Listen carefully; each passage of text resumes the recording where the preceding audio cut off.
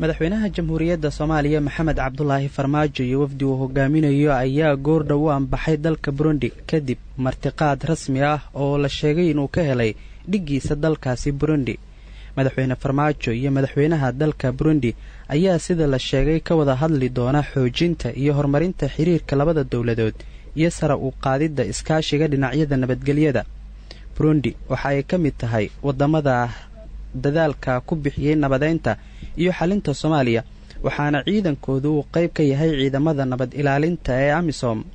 dawladda Burundi ayaa kal hore waxa ay ka hortimid qorshe la doonayo in ciidamadeeda jooga Soomaaliya la dhimo, waxayna sheegtay in ay kala siman tahay wadamada kale oo ay ciidamada ka joogaan Soomaaliya ilaa wadamadaasi ay dhimaan ciidamadooduna aysan dhimi doonin ciidamadeeda.